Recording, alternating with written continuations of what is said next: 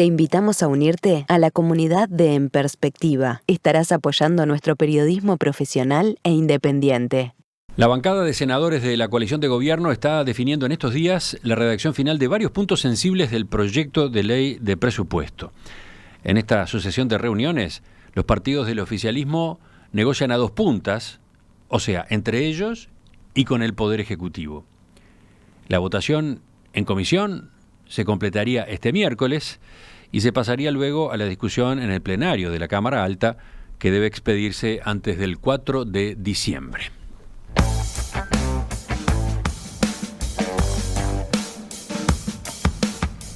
¿Qué ocurrirá, por ejemplo, con el presupuesto para la enseñanza? ¿Qué refuerzos pueden votarse? ¿Qué ocurrirá con la recuperación salarial de los funcionarios públicos que tanto se ha debatido? Bueno, de estos y otros temas conversamos a partir de este momento con el senador nacionalista Jorge Gandini, del sector Por la Patria. Senador Gandini, buen día, gracias por atender nuestra llamada. Buenos días, un gusto estar allí con ustedes, a las órdenes. Esta es la tercera jornada de votación en comisión del proyecto de presupuesto, ¿no? Bueno, sí, tiene razón. El viernes hicimos una sesión breve en la cual habíamos trabajado en los artículos de coincidencia y votamos bastante rápido, unos 307 artículos por unanimidad.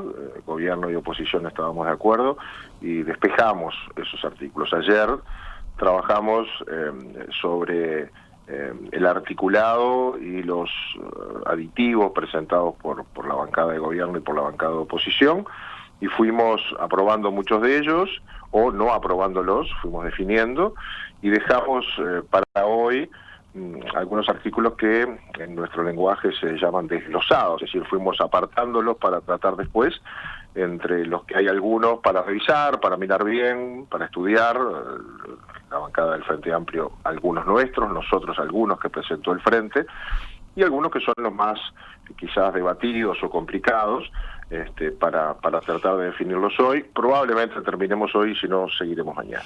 Sí, paralelamente tienen lugar las reuniones dentro de la bancada del gobierno. Sí, todos con todos, ¿no? Hoy de mañana vamos a tener bancada nuestra, pero también dejamos la mañana libre para elaborar algunas soluciones, algunos acuerdos internos, pero también algunos con el Frente Amplio. O sea que hoy va a ser un día de conversaciones y para en la tarde sí, ya con el panorama más claro, empezar a tratar esos artículos más reñidos, más complejos. Le hago primero una pregunta general. ¿El presupuesto fue mejorado en comparación con el que salió de diputados? Bueno, yo creo que tiene cambios. Hemos tratado de respetar lo que hizo diputados, casi ningún cambio de los que diputados introdujo a la propuesta del Ejecutivo se ha tocado. Siempre en nuestras bancadas participan los coordinadores de diputados, porque no debemos olvidar que el presupuesto vuelve a diputados, por lo tanto la opinión de los diputados es importante a la hora de tomar decisiones. Yo creo que algunas cosas, algunas diputados no las terminó de resolver, las pasó al Senado. Esas están cambiando, pero otras se van a mantener. Yo creo que el presupuesto en realidad va a salir, como pasó con la ley de urgente consideración, va a salir al final mejor de lo que ingresó al Parlamento. Entonces, ¿qué evaluación hace del trabajo de la segunda Cámara? ¿Cómo lo define? Sobre todo pensando en el oyente que capaz que no está muy al tanto de cómo es la dinámica parlamentaria en un proyecto tan grande como este. Sí, es un proyecto grande y complejo, es la ley más importante de los 5 años y contiene primero un marco macroeconómico fundamental, y ese no se toca. La propuesta del Poder Ejecutivo en cuanto a los supuestos con los que construye el plan quinquenal no se han modificado. Respetamos la visión del Ejecutivo, es más, varios de los artículos contienen esas proyecciones a texto expreso de cuál será la inflación proyectada, del panorama fiscal, de la regla fiscal que nació en la LUC y que se reafirman varios artículos del presupuesto.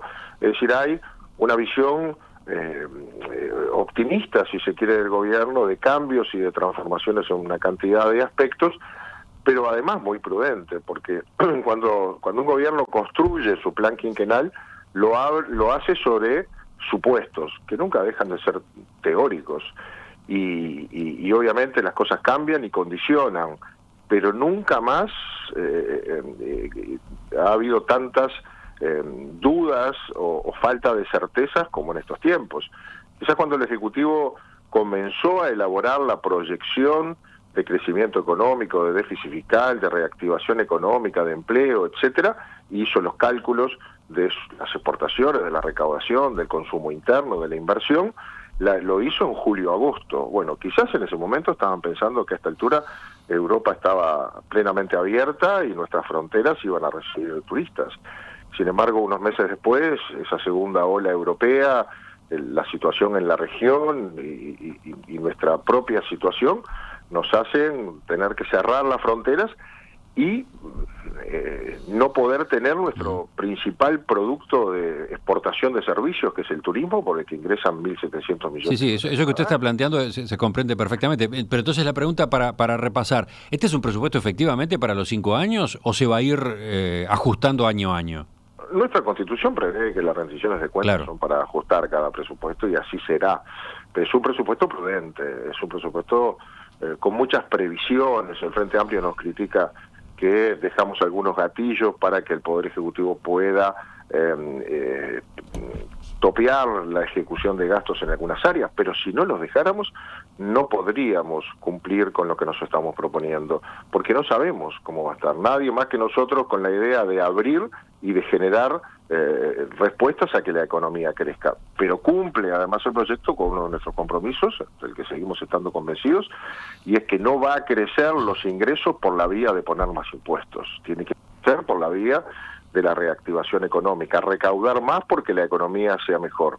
Y bueno, ese es un desafío que tenemos día a día y que vamos valorando y evaluando. Hoy el país tiene la economía funcionando, pero con restricciones, por lo tanto la recaudación no es la misma. El presupuesto de hoy tiene una proyección para cada año, pero puede mejorar, y esa es la idea, en la medida que la economía mejore, o si el mundo se complica, nosotros estamos preparados para adaptar ese presupuesto en las próximas rendiciones de cuentas. Usted decía que el presupuesto ha mejorado, está mejorando en el Senado en comparación con el de diputados.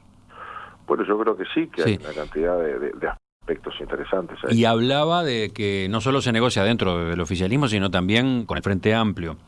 Sí. Incluso destacaba, mencionó al pasar que hay cantidad de artículos que han tenido votación unánime en comisión. ¿Cuántos? ¿Más de 300? 307 de esos más de 700 que han venido, ya los votamos, pero también hay que decir la verdad, eso siempre ocurre. También cuando estábamos en la oposición votábamos una cantidad de artículos. Por otro lado está la discrepancia. La oposición mantiene diferencias importantes. Fíjese, tengo por acá un mensaje que el Frente Amplio está haciendo circular en redes sociales. Es una serie de placas en una animación. Dice, estamos a favor de una mejor ley de presupuesto. Proponemos reasignar más recursos para la enseñanza pública, la salud pública, el INAU, el INISA, la justicia, el personal subalterno de las Fuerzas Armadas. Reasignar no es aumentar el gasto. Reasignar es darle un mejor destino. Entonces plantean menos imprevistos, menos cargos de confianza, menos coroneles y generales, más educación, más salud, más justicia. ¿Cómo observa este cuestionamiento? Bueno, ahí hay mucho de marketing, ¿no? Lo de menos coroneles y generales se está cumpliendo con la normativa de la propia ley orgánica y evitando juicios, porque hay un desfasaje ahí, pero estamos hablando de menos de una decena, no mueve la aguja. Y lo de cargo de confianza, es verdad que se crean algunos, también es verdad que se eliminan algunos, tantos como los que se crean, tampoco mueve la aguja en lo económico, y esa propuesta ya viene del Ejecutivo. Pero en general, ¿cómo ha sido la discusión con el Frente Amplio en torno a un enfoque como ese que aparece resumido ahí? Bueno, la discusión va a ser más clara y completa en sala, tratamos de no discutir demasiado, si no llegamos a los tiempos, pero hay un punto de partida diferente. El Frente Amplio hoy está diciendo cosas que no dijo cuando era gobierno. Es decir, la única reasignación con algún volumen que hace el Frente Amplio la hace desde un lugar que se llama imprevistos. Es decir, hay una ley que en su artículo, no recuerdo el número, que en su artículo 41 establece que en determinados rublos de todos los organismos un porcentaje debe quedar para los imprevistos. Ese volumen de dinero se ha reservado siempre para que el Ejecutivo pueda reforzar partidas durante la ejecución del año a aquellos organismos que no llegan por alguna razón, porque tienen situaciones no previstas o porque su presupuesto no ha alcanzado. Y además para situaciones no previstas en general. Bueno, si ese dinero nunca se ha tocado, mire que nosotros desde la oposición alguna vez planteamos también financiar gastos con ese fondo y nunca se accedió, ninguno de los ministros de Economía ni bancadas del Frente Amplio accedieron. ¿Por qué? Porque es razonable. Ahora, si hablamos de imprevistos, nunca más imprevistos tenemos por delante que los que tenemos ahora. Ese es un rubro que hay que guardar porque no sabemos dónde tenemos que reforzar. No solo por la pandemia, miren la crisis hídrica que hay hoy, que puede transformarse en sequía, y la asistencia que va a haber que dar, como a otros sectores se les está dando, algunos por el fondo COVID, pero otros directamente por los presupuestos de los organismos. O sea que a nosotros no nos parece prudente tocar ese recurso que está asignado por ley y que lo que hace es habilitarle un crédito al gobierno para que le pueda echar mano si necesita reforzar partidas de gastos que no estaban previstas. Es lo único que el Frente reasigna, no le saca un ministerio para ponerle a otro, porque de verdad no hay mucho de dónde sacar, ¿no? Pero ustedes sí han estado negociando reasignaciones. Nosotros estamos trabajando con mucha cautela, por supuesto que hablando con el Ministerio de Economía, buscando lugares donde no va a haber ejecución, donde no se ha gastado lo previsto y pueden quedar recursos para poder reasignar algunos sectores. Estamos trabajando sobre becas para la universidad. Ahora quería preguntarle así por la enseñanza en particular, pero digo, ¿hay margen para reasignaciones? Bueno, ajustado, por eso todavía no hemos terminado. Hoy tenemos que definir eso porque al final hoy se vota. Tenemos alguna presencia del Ejecutivo, del equipo económico en estas próximas horas, en el trabajo interno para poder definir de dónde obtener esos recursos. Hay un compromiso de ayudar a algunos sectores, pero siempre son pocas cantidades, ¿no? A ver, vayamos al capítulo de enseñanza en particular, y dentro de él a Universidad de la República. El presupuesto de la UDELAR fue, creo, uno de los aspectos más cuestionados del mensaje inicial que envió el Poder Ejecutivo al Parlamento, porque implicaba un congelamiento, más allá de los ajustes por inflación. Sí, le voy a decir que en estos tiempos empatar ya es victoria, ¿no? No es fácil asignar más recursos a algún sector. Lo cierto es que en diputados se acordó un aumento inicial. Exactamente, diputados reasignó recursos desde Presidencia, Economía y otros organismos para dotar a la universidad de recursos nuevos, en particular para la dedicación total de 80 a 90 nuevos investigadores docentes por año, que se van acumulando y sumando, y algunos otros aspectos. Es decir, la universidad, la verdad que salió bastante conforme del debate presupuestal, porque la universidad, lo dice el propio rector, no había estado atendida en los últimos años, tenía rezago presupuestal, en algunos sectores muy gravemente. Sucedía y sigue sucediendo con el Hospital de Clínicas, que no ha recibido recursos y que ha tenido que enfrentar deterioros haciendo un poco de malabarismo. Usted decía, en diputados hubo un primer aumento, un primer refuerzo. Sí. Y ahora todavía hay un margen todavía para más. Por ejemplo, me llamó la atención que Cabildo Abierto con el Frente Amplio han estado planteando algunas fórmulas en ese sentido. Sí, a ver, hay una voluntad general de buscar una solución a un aspecto que es muy atendible y entendible, que es las becas de bienestar universitario. Hay una demanda mayor este año de jóvenes estudiantes desde el interior que se presentan solicitando becas de pasaje, becas de alimentación, de alojamiento, etcétera, porque la propia situación económica del país y de sus familias los ha llevado a sumarse a esa lista de aspirantes a recibir apoyos de la universidad. Entonces queremos reforzar ese rubro, por lo menos en una cantidad que ayude a cubrir un aspecto, una parte de esa demanda. Eso tenemos acuerdo, estamos viendo de dónde reasignar, pero yo creo que no va a haber demasiados inconvenientes. Pasa algo parecido con la UTEC. La UTEC es una institución que ha adquirido enorme prestigio en el Parlamento por los resultados de su corta gestión. Fue una institución que se creó a propuesta del del expresidente Mujica, que tiene una diferencia fundamental con la Universidad de la República, y es que no tiene cogobierno. Su gestión ha sido muy eficiente y con pocos recursos ha llegado a ocurrir una demanda de educación para el trabajo de nivel terciario en el interior del país. Ha recibido en diputados un apoyo importante para su programa prioritario, que tiene que ver con cuestiones informáticas y carreras de ese tipo. Va a recibir probablemente en diputados un apoyo más para su expansión hacia el noreste del país, que es una zona que necesita apoyatura para la formación de su gente y que se quede y se radique en los lugares. Yo creo que eso también lo vamos a poder incorporar, y se nos dice de la propia UTEC que el número que estamos manejando es suficiente para el desarrollo hacia La Valleja, 33 y Cerro Largo particularmente. O sea, una parte del desarrollo en el interior. Bueno, eso es hacia donde está más debilitado el crecimiento de la UTEC. Y por otro lado también había búsqueda de una solución para dar más recursos a la ANEP. ¿Puede ser? En ese sentido, en ese terreno, ¿cuál sería el cambio?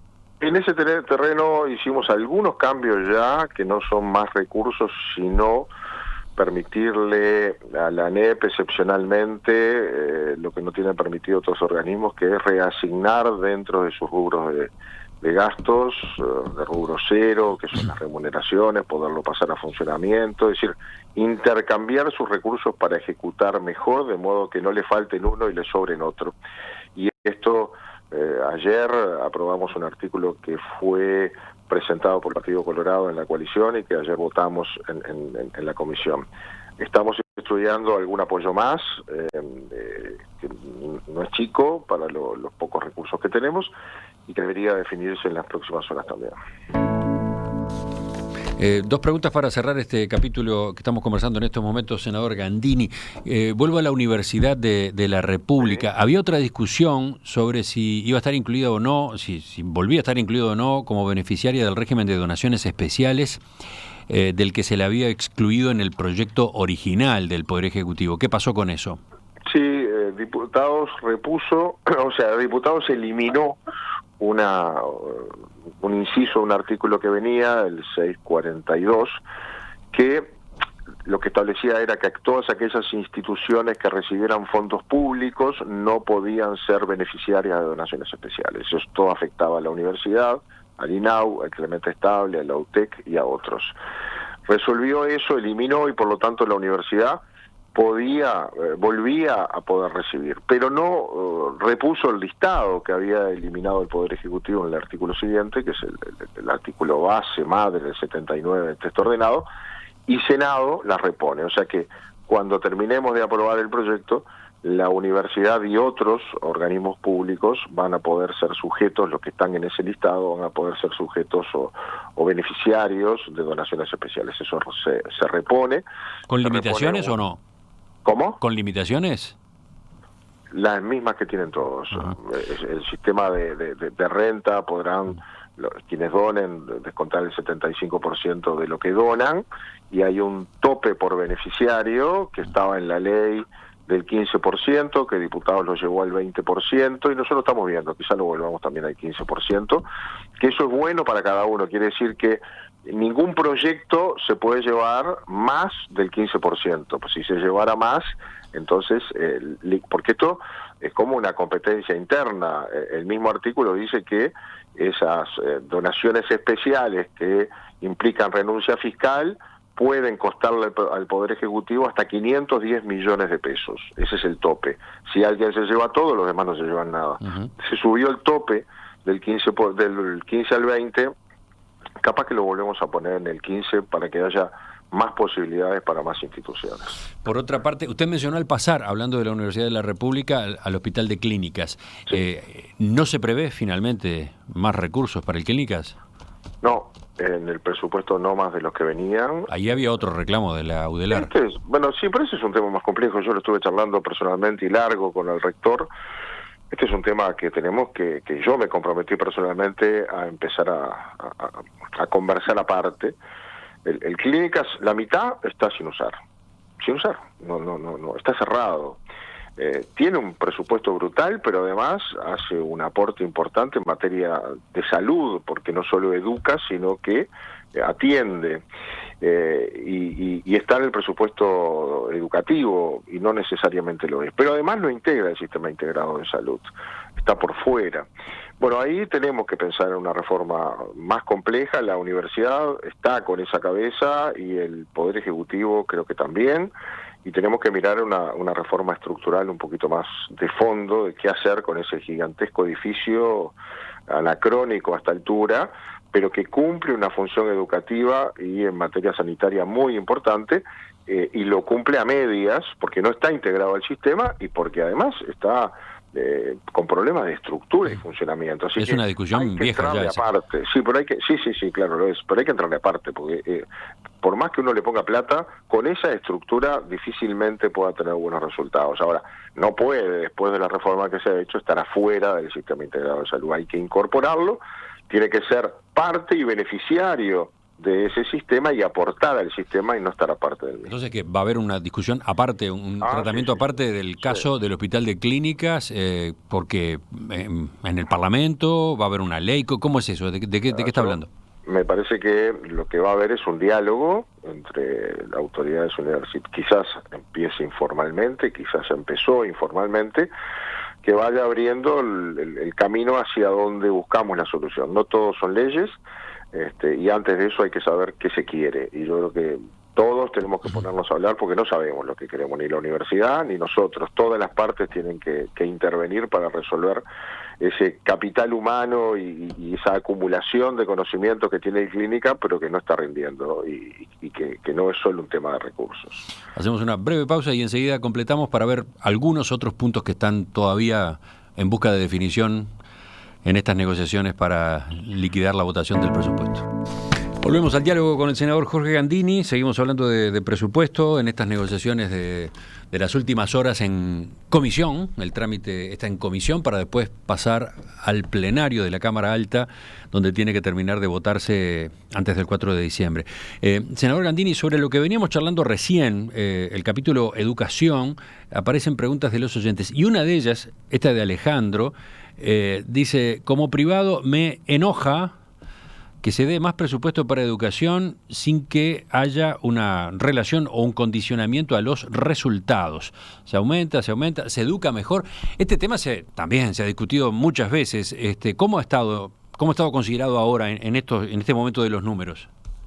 Bueno, eso también es una vieja discusión. Tenemos un presupuesto por programas y no tenemos un presupuesto por resultados. Es decir, en otros países el presupuesto por resultados, y lo que se ponen son elementos objetivos de medición, que luego, cuando se viene a hacer la rendición de cuentas, hay que cumplirlo. Es decir, se nos viene, en teoría, a pedir plata para escuelas de tiempo completo porque es la mejor manera de que deserten menos y aprendan más los niños de tales contextos, y lo que tienen, y se le da plata para eso, y lo que tienen que venir a rendir no es si hicieron la escuela y si hay maestros adentro, sino tienen que venir a rendir que aprendieron más y que desertan menos. Eso no lo tiene Uruguay, no hacemos esa medición y en los 45 días es imposible. Pero integró sí el debate de la LUC, y por eso se hicieron algunos cambios en materia de gobernanza, y está permanentemente en el debate. Ahora, es más un tema de gestión. Acá sí le damos un poco más de recursos, le vamos a dar más recursos al INED, al Instituto de Evaluación Educativa, que nosotros privilegiamos para que tenga un rol más importante, para que desde afuera del sistema lo pueda medir, lo pueda evaluar, nos permita transparentar datos para poder ser más críticos, autocríticos y mejorar el rumbo si hay espacio. Pero la educación tiene ese componente en parte autogestionado, como el gobierno universitario, o de pluralidad y cogestión en los consejos de ANEP, que instala siempre el debate y la lentitud para tomar decisiones. Pero es claro que yo estoy de acuerdo con el oyente, tenemos que evaluar los resultados, no solo es plata. La educación tiene hoy un presupuesto importante, se lleva el 5% del producto, es un destino de recursos muy importante, ¿no?, del país. Imposible abarcar en estos minutos, senador Gandini, todos los temas que están en danza en estos días, pero elijo otro que también ha sido muy llevado, muy traído. Usted en particular mantuvo varias reuniones con COFE, la Confederación de Organizaciones de Funcionarios del Estado, para apagar la posibilidad de conflictos, por 2 puntos, ¿no? 2 puntos sensibles que están en el proyecto. El régimen de licencias médicas y la recuperación del salario a partir de la pérdida de la capacidad de compra que esos sueldos van a registrar en 2021. ¿Cómo se ha quedado en cada uno de los 2 temas? Veamos primero lo del salario.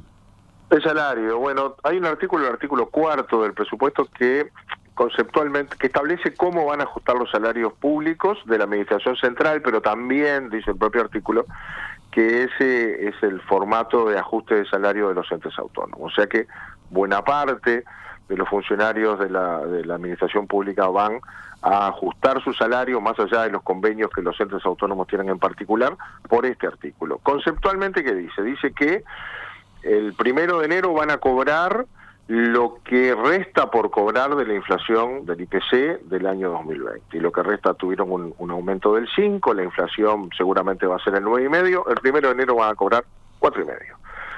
¿Van a cobrar el aumento del 2021? No, el 2021 se va a postergar, se va a postergar y el salario real se va a recuperar el 1 de enero del 2024, esto es lo que dice la ley.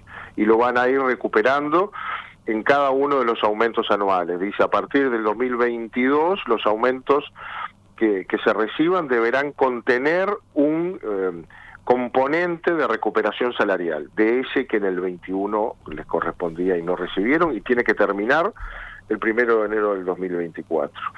Tiene algunos cambios importantes. Ya la variable de medición no va a ser el IPC, sino que va a ser el índice medio de salarios del sector público para el gobierno central. Esto cambia el criterio porque empieza a medir todos los ingresos, porque es todo el salario del sector público, ya no es IPC. Y el segundo componente es que los aumentos ya no serán por inflación pasada que se da para adelante, sino por inflación proyectada, y esto ayuda mucho, sobre todo a la economía, de que los salarios, los aumentos salariales con la inflación pasada no terminen indexándose a la inflación, empujando la inflación para arriba. Estas cosas son las que caracterizan este artículo, sobre estas estamos conversando, la verdad que hemos tenido un buen diálogo con los representantes de COFE, han estado en la comisión, han dicho en la propia comisión que están dispuestos a aceptar condiciones nuevas porque entienden la situación por la que atraviesa el país, aceptan no cobrar ese aumento en el año 2021 para recuperarlo en partes hasta llegar a lo mismo que van a tener el 1 del 2021 en el año 2024. O sea, están aceptando un empate postergado además, pero tiene que estar eso muy claro. Pero es un hecho que durante un periodo van a ganar, entre comillas, menos. Después en todo caso volverán a ganar lo que ganaban inicialmente, pero durante un periodo van a cobrar menos, van a perder valor en su capacidad de compra. Sí, no, eso es así, no lo vamos a decir que no. Mire que hay sobre la mesa un aditivo del Frente Amplio que sobre este mismo artículo 4, un cambio sustitutivo que va por la misma estructura de la que vamos nosotros, o sea, tampoco prevén un aumento en el 2021, lo postergan, mantienen sí la variable del IPC y mantienen la inflación pasada y no la proyectada, pero la estructura es la misma, porque todos, los funcionarios, la oposición, nosotros sabemos que el año que viene es un año de dificultades y el sector público ha tenido la seguridad de cobrar todos los meses, no ha ido al seguro de paro, no ha perdido un solo empleo. Ese sacrificio que hace toda la sociedad para mantener a los funcionarios públicos con todas sus retribuciones, también los funcionarios entienden que tiene que tener una contraparte. Y en ese diálogo maduro estamos y esperemos... Es un diálogo, es un debate complejísimo, ¿no? Porque aparecen argumentos de un lado y del otro. Sí, claro. Hay quienes dicen, por ejemplo, el gobierno sostiene que no está poniendo impuestos, pero esto es un impuesto. Le está cobrando a los funcionarios públicos una especie de tributo para que ganen menos durante un tiempo. A ese argumento que dice... Y no es un impuesto, es la realidad. Es como que yo le diga, la pandemia nos puso un impuesto, y sí, Sí, la realidad es que el Producto Bruto del país, que es el tamaño de la economía, se contrajo, cayó, y hay menos recursos. Yo le mido el presupuesto educativo. El presupuesto educativo, todo lo dedicado a la educación, hasta el 2019, fue 5.1 del producto, aquel famoso 6%, 5.1. Hoy va a ser el 5.4. ¿Porque le damos más? No, porque se achicó el Producto Bruto. La relación es más de un Producto Bruto más chico. Ahora, ese Producto Bruto se achicó porque recibimos la economía como recibimos y nos cayó el palo de la pandemia en el medio. Y hoy exportamos menos, vendemos menos, recaudamos menos. Y esa es la realidad con la que nosotros tenemos que movernos. Y la variable de la deuda la tenemos súper acotada. No podemos seguir endeudando para pagar gasto corriente. Podremos endeudarnos para hacer una carretera, pero no podemos endeudarnos para pagar gasto corriente. Eso no da, no es sustentable. Bueno, tenemos que entonces acomodar las cuentas públicas a una realidad que si mejora, mejorará todo. Nosotros queremos proteger el empleo primero y queremos proteger el poder adquisitivo de la gente, que se termina volcando en una de las variables del desarrollo, que es el consumo interno. Tenemos lo que tenemos, ¿no? La otra lectura es ¿por qué? ¿Por qué tanta negociación? ¿Por qué hay que asegurarle a los funcionarios públicos que van a terminar recuperando el salario perdido? ¿Por qué? Teniendo en cuenta lo mal que le ha tocado pasar a tanto empleado del sector privado. Bueno, también los empleados del sector privado tratan de asegurar su salario. No estamos acá discutiendo sobre incrementos, sino sobre mantener el 1 de enero del 2024 lo que ganan el 1 de enero del 2021. Estamos tratando de asegurar un empate con una pérdida de ingresos, no de salario, pero con una pérdida de ingresos que es esa caída que va a tener en el 2021 y esa lenta subida hacia el 2024. Todo eso que no cobren, no lo van a cobrar después, van a tener el mismo porcentaje al final, pero van a dejar de ganar una parte de su ingreso, y ese es parte del sacrificio que todos estamos haciendo. Y a mí me parece saludable encontrar un movimiento sindical que está dispuesto a hablar de estas cosas. En lo que estamos ahora es en encontrar una redacción de esto que sea bien clara, que no ofrezca dudas y que permita firmar un convenio salarial. No se ha firmado convenio salarial con el sector público, menos por 5 años. Y esto es muy valioso porque hace a la convivencia futura en tiempos de dificultades. Y eso es lo que estamos trabajando, haciendo un esfuerzo para eso. Y lo otro, ya que estamos con funcionarios públicos, se negocia la modificación del régimen de licencias médicas. Sí. Un tema que hemos abordado acá ya en otras ocasiones, por ejemplo, con el director de la Oficina Nacional del Servicio Civil, Conrado Ramos. Inicialmente se procuraba equiparar el régimen con el del sector privado. ¿Qué ocurrió? Es un tema complicado, está muy conversado. Vamos a ver si hoy mismo en la mañana tenemos alguna reunión más sobre ese tema. La base del problema está clara y la reconoce el gobierno, oposición y funcionarios públicos. El problema reposa en tres pilares. La falta de controles adecuados del Estado, el abuso de determinados funcionarios que se aprovechan de un sistema y la generosidad a veces extrema de los médicos para hacer un certificado médico. Y esto ha generado entre los funcionarios públicos mucho malestar, porque al final, cuando un funcionario se va 20 días por una enfermedad que el compañero sabe no tiene, el que tiene que trabajar por él es el compañero. Y después uno va y le dice, y bueno, estamos atrasados porque somos 4 para atender acá, pero hay 2 enfermos. Ese tiene que trabajar por el otro. Y entonces también los funcionarios que no resuelven esto. Ahora, pero entonces, ¿por qué el régimen que mandó el Poder Ejecutivo no se aceptó en diputados? Que se iba a un sistema más rígido, más estricto, ¿no? Y en eso estamos. Pero también es verdad que no es solo una cuestión de poner penalidades para el que falta. Es decir, la base es, los primeros 3 días no se pagan y de ahí en más se paga un 75%. Eso puede terminar castigando al buen funcionario que nunca faltó, pero además no resuelve el problema. Acá hay que resolver otros temas, hay que resolver cómo se certifica la gente. Hay que resolver, por ejemplo, que nadie se podría certificar en un médico que no está en su prestador. Bueno, basta con tener un amigo va a pedirle certificado. Eso no puede pasar. Hay que cruzar información. No puede ser que haya gente trabajando en un empleo público que pide licencia y en su segundo trabajo va a trabajar el mismo día. Eso tiene que cruzar en tiempo real el Banco de Previsión Social y nos ha dicho que lo puede hacer. O sea, estamos mirando una solución para el hoy, pero tratando de armar una comisión de rápido funcionamiento con todos, incluso con los funcionarios y los médicos, para que nos traiga un proyecto bastante más complejo, más completo. Esa es la conversación de estos días, todavía no lo tenemos maduro ni pronto, hay muchas partes interviniendo en esto y nos gustaría que la propia oposición también lo acompañara. Así que vamos, quizás sea el tema de los pasillos de la jornada de hoy. Ajá, pero ¿sale una fórmula ya en el proyecto de presupuesto o queda desglosado y se trata aparte en otro momento? No, si usted me pregunta, yo creo que ese es el tema que estamos discutiendo. Estamos haciendo un esfuerzo para que salgan ambas cosas. Una fórmula de transición y una compromiso para una ley más completa, con participación de todos los actores, donde podamos sincerar el sistema y tengamos un solo sistema, porque lo que mandó el Ejecutivo deja fuera algunos organismos, deja fuera los entes autónomos, porque el Frente Amplio no vota esa fórmula y no tiene mayorías especiales, y por lo tanto la ANEP, la universidad, la UTEC, la UTE, la ANCAP, etcétera, quedan fuera del sistema.